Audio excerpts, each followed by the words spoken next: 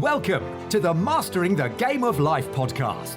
In this podcast, there'll be insights around 3 key areas to mastering the game of life: purpose, prosperity, philanthropy.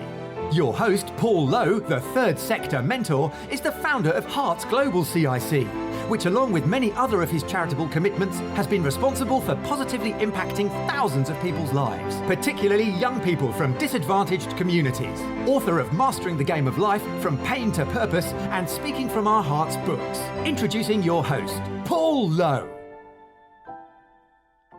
Welcome, listeners. I hope all is well and you're continuing to achieve your goals in life.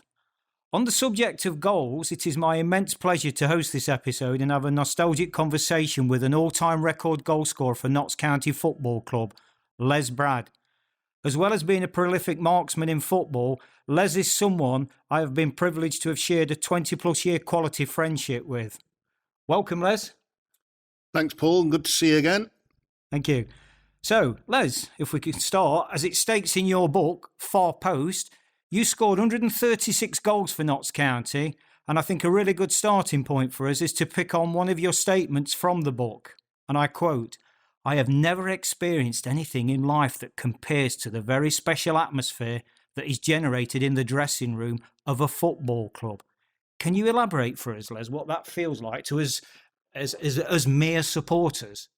I think it stemmed from my boyhood days of Dad taking me on a sort of an annual visit to Old Trafford to see his favourite team, Arsenal, and experiencing standing. There was no seats then. It was standing in the crowd and the atmosphere, the marching bands, and to see players scoring goals and the excitement that it created, the buzz that I got from it from watching, and moving on in time, to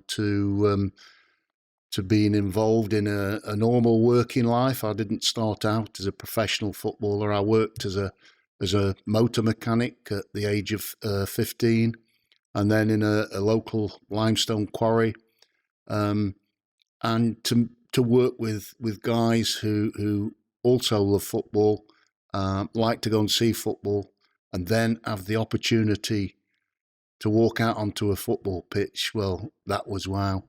And there's nothing like being in the dressing room with a group of like-minded people, educated into winning.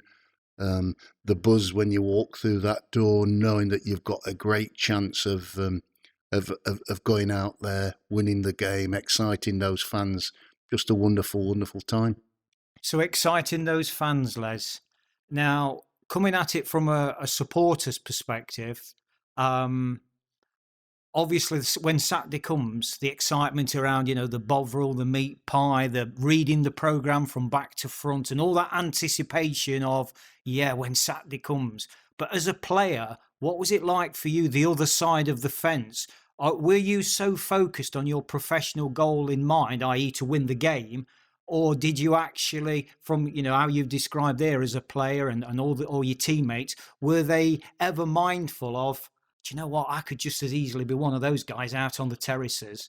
Well, it wasn't all quite as I explained early on. It was when a guy by the name of Jimmy Cyril, who became manager in 1969, and taught a very young group of players that he inherited what really being a professional footballer meant, and what your job meant in that team.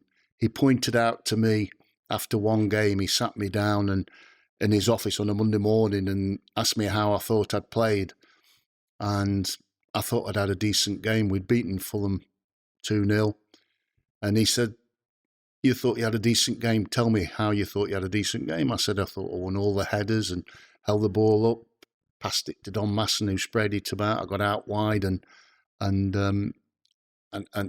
beat the fullback. And he generally had a good game." He said, "How many goals did you score?" And I hadn't scored any. "And how many goals did you set up?" And I thought about it. I hadn't been involved in the 2 goals that we scored. And he said, "Your function in my team is to cause havoc in that 18-yard penalty box, disturbing defenders, making them look for you, that they're not sure what's going on, scoring goals, creating chances. And if you don't do that, I have to find somebody that does. So it was educating every single player that there was a job to enhance when you went on that football pitch. And if you did that, you became a team, and a very good team. And in doing that, those supporters that were coming down to watch you were getting very excited, because in anticipation, they felt something exciting was going to happen. And obviously from small beginnings, small crowds, bigger crowds came, the atmosphere changed completely, the buzz around the place. Scoring goals, to me, wasn't vitally important. Winning, getting results I got a bigger kick from that, to be honest with you. And thinking back, maybe I should have been a bit greedier in situations, but I'm very happy with the career that I had in football. Yeah.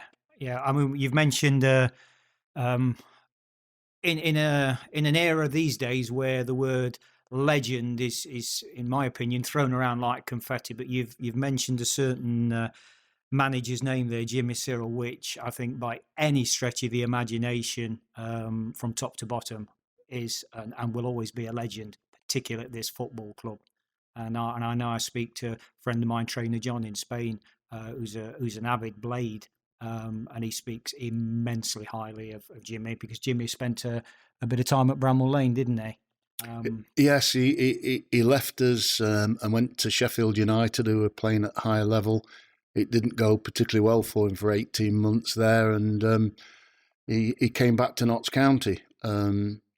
Maybe this was his club. Doesn't always work out, does it? We've seen that with some modern day managers, but the group of lads that he had here, bought into his philosophy, enjoyed training, enjoyed playing, and he has to be held in very high esteem over the 20 plus years that he was here, taking the club from the depths of, in those days, Division 4 up into Division 1.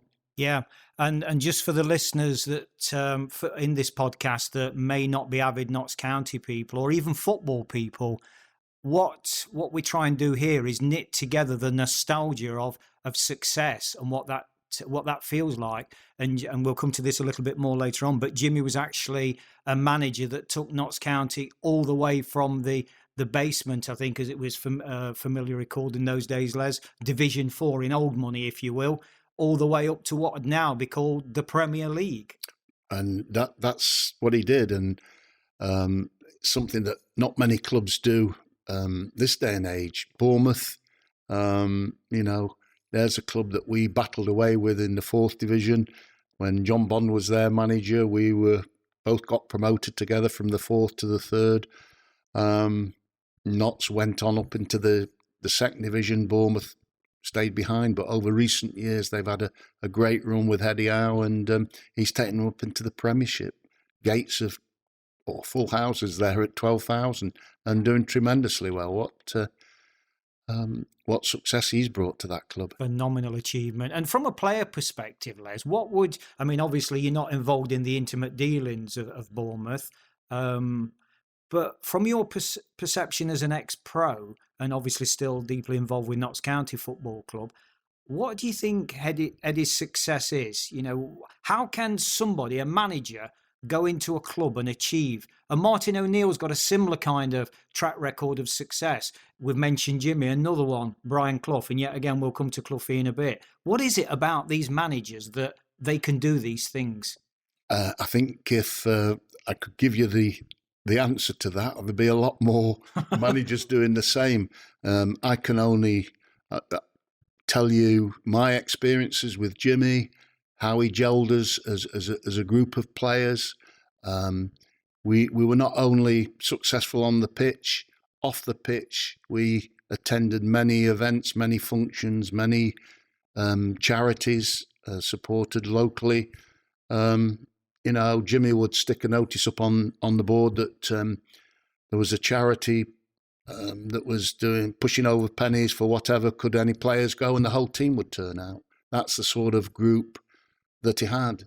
And during the good spell that we were having with Notts County, Nottingham Forest were also having a good spell with Brian Clough. I got to know some of the lads. Martin O'Neill was one of them, John Robertson, Larry Lloyd. Larry Lloyd became a friend of mine. He signed me for Wigan in later years, and much the same happened over there. Brian was so highly thought of by the players in the way he was asking players to play. Everything was so simple, nothing complicated. That every player knew exactly what they had to do when they went out there. And they achieved success as well, didn't they, of a greater proportion? Just a bit, yeah, definitely. One of your former playing colleagues, Les, David Needham, highlights how we often get asked whether you should achieve more in the game. Talking about you, do you feel you should have achieved more in the game, looking back on it all? It was football in the days that I played was very different to this day and age. There was no freedom of contract. When you signed for a football club, you were that club's possession until they wanted you to go. You mentioned Jimmy Cyril leaving and going over to Sheffield United. Ronnie Fenton took over as the manager of Notts County, and he told me that the previous year, Notts County had turned down a bid of 105,000 from West Brom, who were playing in the first division in those days. So I never got the opportunity to move. If the club had said yes to and accepted that amount of money, then I could have gone. So Dave Needham, he left us. I think a deal was done with Jack Dunnett, who was the owner of Notts County in those days, who had a relationship with QPR and the owner of QPR. Don Masson moved there also, so maybe some sort of deal was done. I don't know, but I never really got the opportunity. I was told that 2 First Division clubs during my career were interested. I know Bill Shankly watched me play up at Halifax one evening, but it didn't happen. And you couldn't cause any trouble behind the scenes because the club, if I tell you that if you sign a 2-year contract, when that contract finished, if you didn't accept the new contract and said you were going to leave, the club will say, fine, leave. But you couldn't go and play anywhere. They retained your signature that you couldn't just go and play anywhere unless that club that you had signed for agreed to it. So that's how it was in those days, and maybe the pendulum was too far in favour of the club those days, and maybe now it's gone too far in favour of the player, and agents and players are sort of. I think they upset quite a lot of fans. Fans question their passion for the club. Certainly in the days that I played, the drive was to play football, and you loved to wear the badge of that club that you played for. I ain't sure that is the case nowadays. I think it's the money-driven players very, very quickly would like to leave after, shall we say, signing a contract a month or 2 months previously because more money's come along. Sad state of affairs for me. Indeed, yeah. Part of your book, Les, in the earlier stages refers to, what you refer to as social education. Do you feel today's youth generally miss out on your understanding of social education? Give us an insight into what that social education is, Les, or was. Well, what it meant to me was football was a game that I loved. On the street where I lived, there was nobody else that played football, so I had to make my way or walk just over a mile where shirts were put down and small-sided games started. and these started after school, or they started on Saturdays, Sundays, usually 3 or 4 a side, that developed into 20 a side. Boys as old as 15 or 16 playing with youngsters 5, 6 year old in the team. And when I say social education, you were educated into the skills of growing up. The big lads looked after the small lads so they didn't get bullied. You learn to toughen up. You know all about being knocked about in tackles, and get up, be a man. Don't let anybody see the pain that you might be carrying, and learning how important it is to be a team member. So I think, yes, there's lots of social skills that I certainly picked up in my younger days growing up, and I wonder about the boys and girls of today. If you care to drive around Nottingham and see those football pitches on the embankment or most parks, there's very few lads there or girls kicking balls about this day and age.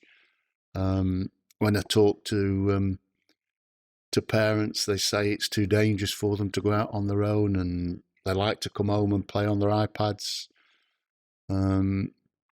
Interesting that I spoke to a former physio of Forest and Notts County a few years ago. I was talking about injuries that players had that I didn't understand, because they weren't injuries that I experienced, and he put it down to the development of the bodies that youngsters in the younger days, they go scrumpy and they climb trees, they fall down, the body gets knocked around a bit. Yeah. This day and age, he felt that it didn't develop quite the same.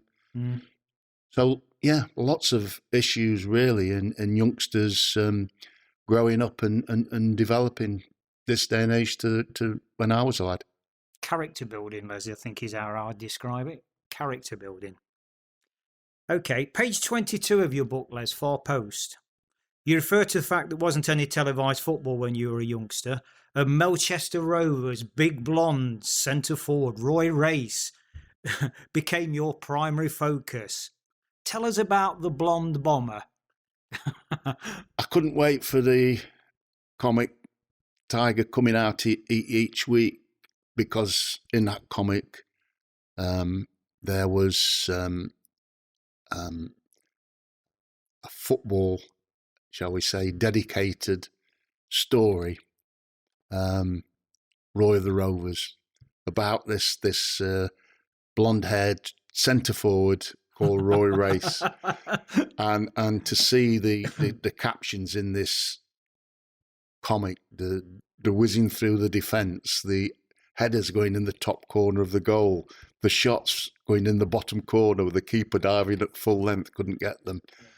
That was the education of football that I saw, because, as I said, football, if you wanted to see a live match in my younger days, the nearest matches were going to take place in Manchester or in Derby, both 30 miles away from Buxton, where I was brought up, and transport was very difficult in those days. So Dad usually took us out 2 or 3 times a year. So it was fantastic to see this guy who scored goals for fun and became my idol. Yeah. So the blonde bomber, Les, because obviously for the benefit of our non-Notts County listeners, that was actually your nickname as, was it the blonde bomber or the bomber? During a practice match one day, and Jimmy Cyril was the manager, John Nixon had the ball on the right-hand side. John Nixon was the right winger. And he did something and the ball got stopped or he got tackled. And Jimmy blew his whistle and said, stop. And John, when you get the ball here, and he demonstrated that he needed to push it one side and kick it high to the far post, where the bomber will come in flying in, and he demonstrated how it would come flying in, the bomber, like an aeroplane bomber. Yeah. coming in on that far post to head the ball. My mate Bill Brinley was in stitches, and after training that day, where's a bomber? And that's how it was originated. Yeah. So no direct link with Roy Race as such. No direct link with Roy Race. In my younger days, when I got a mop of hair, obviously bald now, I did have blonde hair, and it was the blonde bomber. That was the origination of the saying. Okay. October 67, Les, as a 19-year-old, you signed for Notts County from Rotherham United for the princely sum of £1,000. But 50 years on, how do you feel about how the game's changed, and particularly, say, from a money perspective? Well, first of all, it was £1,000, but a month later, Tommy Docherty took over as manager at Rotherham United and did an exchange deal with Dave Watson, who was the Notts County centre half. He went to Rotherham, and moving to Notts County was Keith Pring, a left winger. And Notts County, when they signed me, had put down a deposit of £500, and the other £500 that was outstanding got waved away in this deal. So I only actually cost Notts County £500. Wow. It's difficult to evaluate money in those days with today, because we had contracts where you had a basic pay during the playing months that changed or went lower during the summer months on the grounds that you weren't playing. Added to those contracts were incentives like appearance money, like drawing, like winning, like scoring goals. And it was very important that you were part of that, because that sort of made you into the salary that you were earning into something more substantial.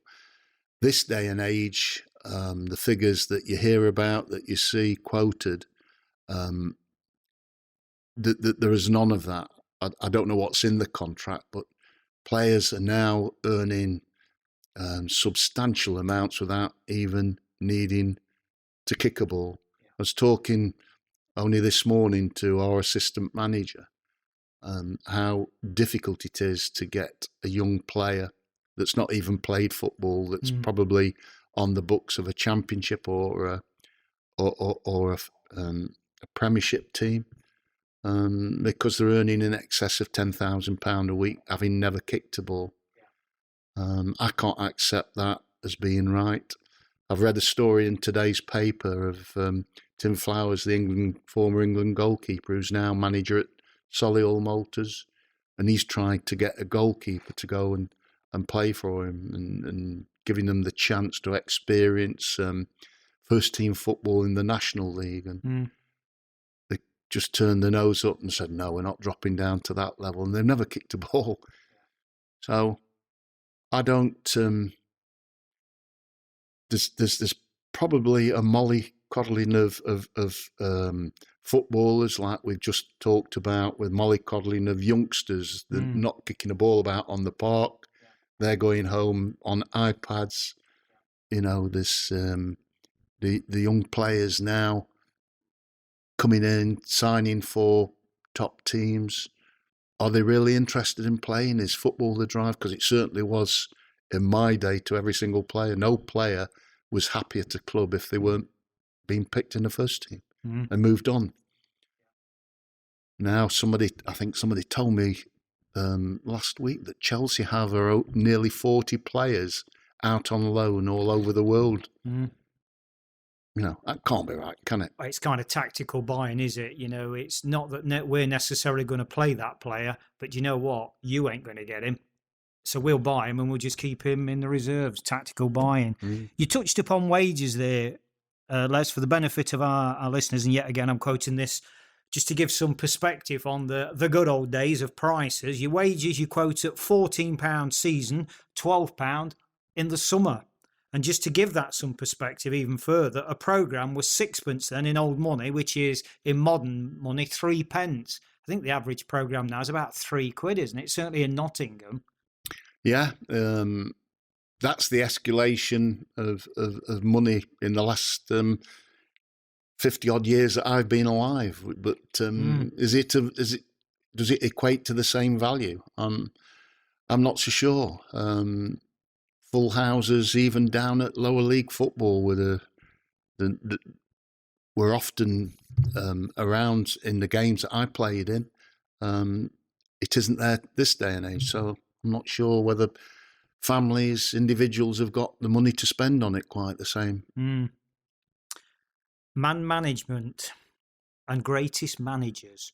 We've already flagged up 2 names, and let's not forget Jack Wheeler in the context of Jimmy Cyril.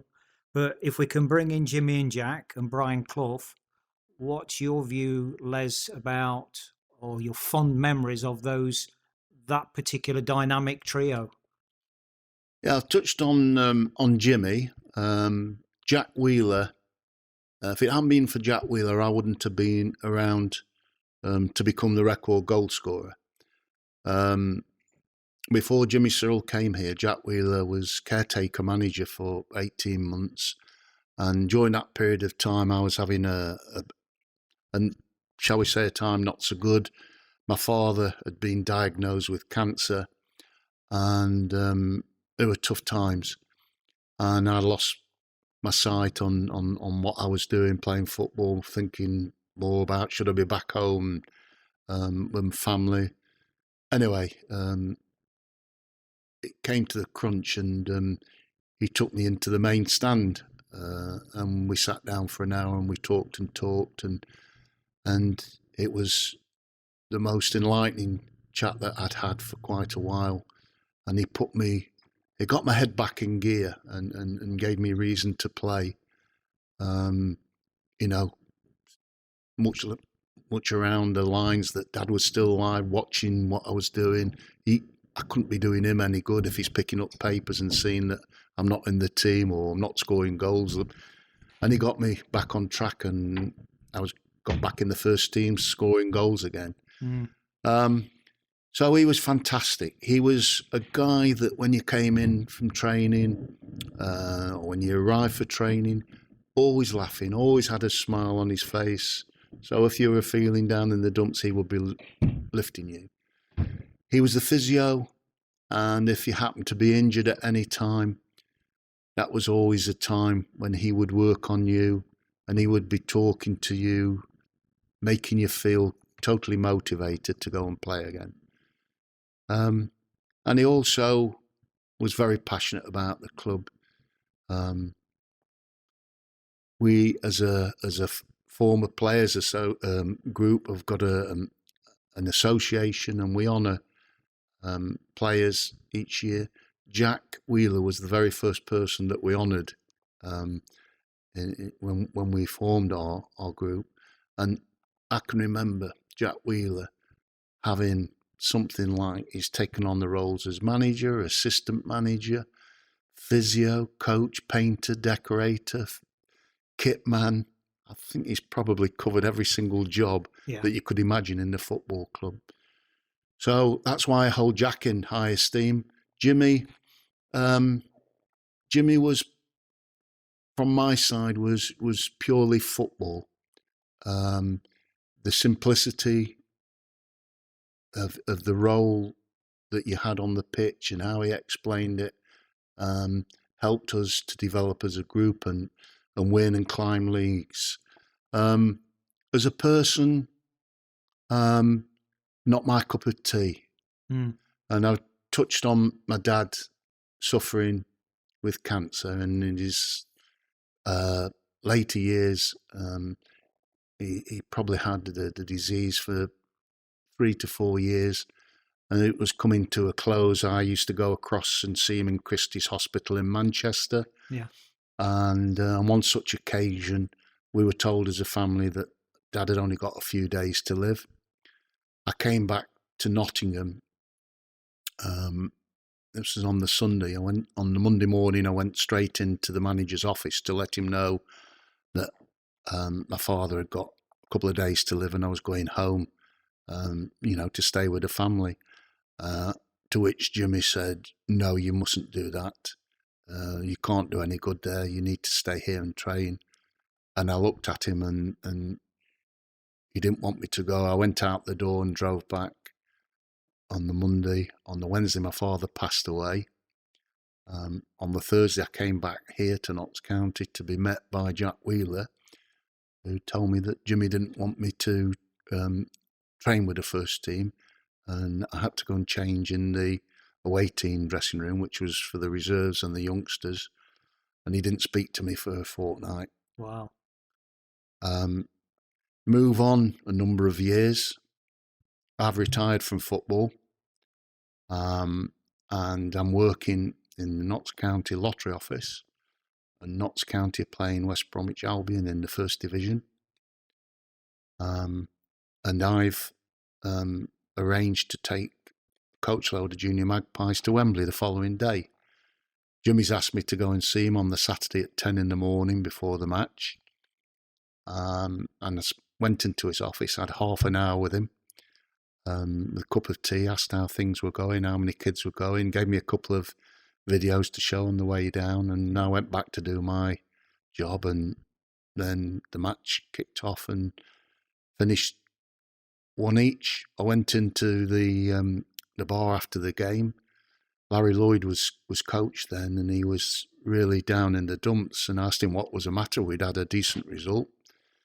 And he said, "Have you not heard the news?" And I said, "What news?" And he said, "Jimmy Cyril's wife, Kathy, has died this morning." I said, "Died this morning? When?" He said, "Oh, it was 8 o'clock. I says, "No way, I was with him at 10 o'clock this morning, and we were in the office, and I was told that she died at 8 o'clock, and he'd rung the undertaker, got them to come round, take her away, then he'd come to work."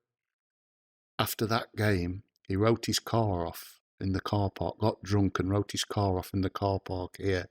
Nobody knew about it. And that was Jimmy Cyril, and nothing was going to interfere with football. And I went, whilst this was happening, my memory flashed back to my experience with him with my dad, and he didn't want... I even had a real tough job on the birth of my first son to go and see him.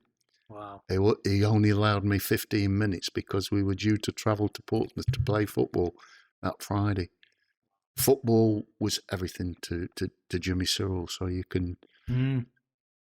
But full respect for him for everything that he did for that group of players and moving forward in football.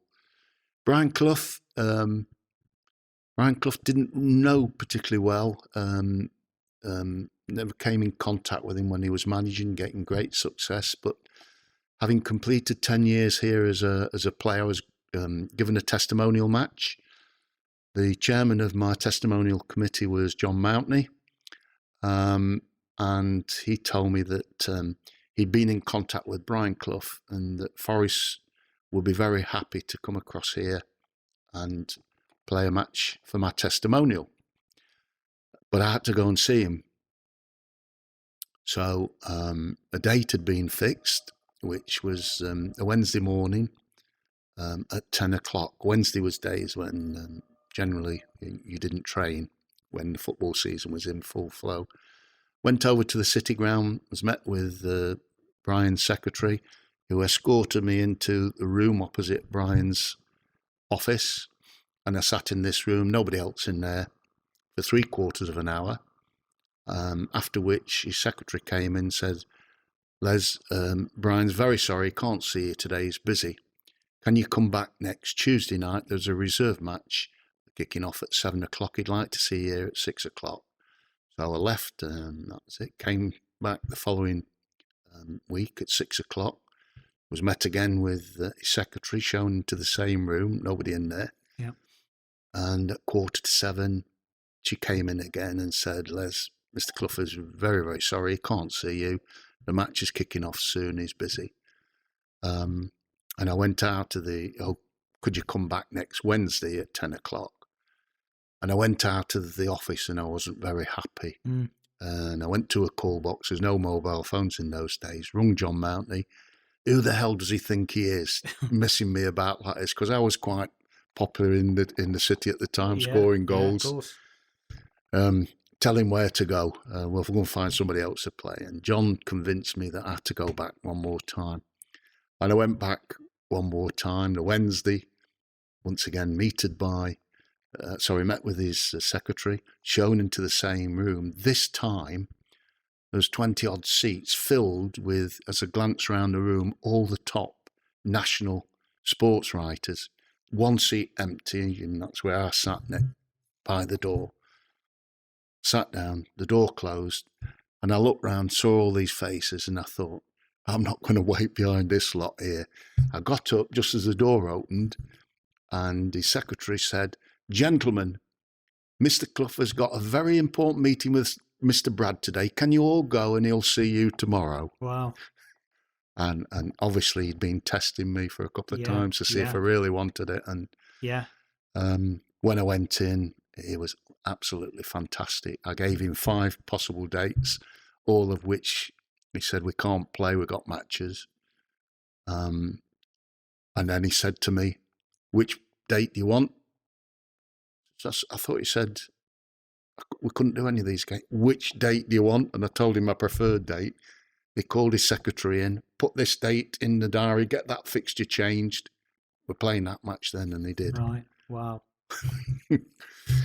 So that's where he's held in my esteem. And I moved over to Forest to work for 12 very happy years, and got to know John McGovern, Kenny Burns quite well, and stories that they told of Brian Clough, and the Monday morning £25 Red Tree meeting where he educated players how he wanted them to play. If I can explain that a little clearer, all the players were in this meeting and Brian Clough would pass on an envelope, £25 fine on it. And he'd give it to Kenny Burns, and Kenny Burns would say, "What's this for? Do you remember in the 15-minute you had the ball, you passed it square to Larry Lloyd? That could have finished in the back of our net. £25 fine." Tony Woodcock had received one.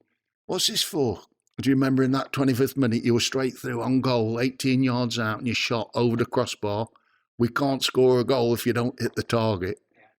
£25. Thinking of next time, under no pressure, must hit the target. If the keeper saves, okay. Yeah. And that was his way of educating players into doing the right thing. Yeah. So 3 wonderful guys, all different attributes, shall we say, but knew how to motivate people. Absolutely. Yeah. I think, for me, Les, and obviously I've had the pleasure of, I suppose, studying the psychology of these, and I will call them greats, and I would call them legends, as I say, at a time in today's era where that word is bandied around, it's just chucked around like confetti. But for me, those 3 people, far less kind of knowing Jack Wheeler, got to know Jimmy very well through my drinking exploits down at the Cross Keys, him and Dave Mackay, God rest Dave as well. And obviously Cloughie, well, my history and story around that. That's another time, another place. As we start to draw towards the final whistle, Les, and as I read, this does pain me, but I've got to face it. And I can see by the smile on your face, you know exactly where this is going. The thrill of a derby game. I suspect, and I shouldn't assume, but I suspect you're going to single one out in particular. During my testimonial year, I was asked to name my top 10 goals, and the one that you're talking about, I think it's going to be the last minute winner at Forest. 89th minute, yeah. Yeah. But as I said before, it wasn't personal gain. It was fantastic. The thrills, when I look back over my career, the thrills were that team, that group of players winning things. Maybe I should have had a bit more of being a bit selfish and scoring goals, but there were goals and they gave me a great thrill. The game that you're talking about was at the City Ground. I think it was 1975. It was. And Forest had been by far the better team for most of the match. And it was in the last minute our goalkeeper, Eric McManus, kicked a high ball down the pitch, which headed out to Ian Scanlon. And they then got galloping to the box. Ian Scanlon went down the left wing, crossed the ball. It just went over Sammy Chapman's head, and I headed it, and it found its way underneath John Middleton into the net. And looking round, seeing lots and lots of black and white scarves up in the air, disappearing out of the ground, you know, and the whistle blew shortly afterwards. It meant probably more to me that Notts County had beaten Forest, because when I joined the club, the owner of Notts County in those days was Bill Hopcroft, a local businessman who had car auctions and who saved the club from going out of extinction. And he said to me when I signed that it was always his dream to play at the same level as Forest. In those days, Forest were in the first and Notts were in the fourth. Yeah. And, you know, that happened. And after the game, he came in the dressing room and gave me a big hug. So, you know, that was probably the arrival, shall we say, of Notts County being able to compete at the top level. But I can go, it didn't mean as much to me, maybe, as the fans. What meant more to me was going to Ellen Road and beating Leeds United, who were a top First Division club, and then having the manager and the players telling us how well we played and that we'd won on merit, you know. Beating Everton and Stoke out here, who were top clubs at the time, you know. We'd arrived and we could compete with anybody, so that was the greatest satisfaction I think that probably I had over the years here. Okay, so on a more personal level then, Les, as we do, as the referee proverbially puts the whistle to his mouth, whether football or life, both are ever-changing games. And how we do one thing is how we do everything. So what would be your message to the world, irrespective of their football club loyalty, or even if they don't like football, Les, as a person, as a footballer, and or both? What would you want to be remembered for? What would be your, if you could single one message out to the world, what would you want that to be? The message to me would be that I was born and bred as far away from football civilization, shall we say, as possible in this country, you know, 30 miles from any professional club, no football academies. My training was kicking a ball up against the wall on my own, heading the ball, using the garage doors for take penalties, going out in the field, kicking a ball with my dad, after school matches, you know, as I talked about a little earlier on the fields over a mile away, walking down there, coming back before it got dark. I pushed and pushed because I wanted to be a professional footballer. I was the first professional footballer to come from Buxton, which I'm very proud of, because they said never would there be a professional footballer from Buxton, but it happened. Yeah. So follow your dream. Wherever it wants to take you, follow that dream, and I'm sure you can make it. Never give up. Never give up. Ride the tackles, to use a football metaphor. Absolutely. Who knows? Without trying, you never get there. Absolutely. Okay, Les, is there anything that, I mean, I've certainly enjoyed that touching nostalgia, and it's interesting that the acronym that we use for this particular episode is WIN. Wonderful, inspiring nostalgia. And for me, Les, you've certainly provided that. So on a personal level, I do, and I know we're close friends in that, but I do thank you for that. Is there anything that you'd like to add that we haven't covered, or you'd like to just throw in on the pitch, so to speak? I think possibly the only thing that I haven't really touched on in depth would be Nottingham, the supporters of Nottingham, you know, mainly the Notts County supporters, but over the last 50 years since I moved here, I've made Nottingham my home, and I've got, you included, many, many tremendous friends, both Forest and Notts, you know, and it's just an absolute pleasure to bump into people, to reminisce matches and times. And I think that is so important in life, that you've got reflections that you can look back on.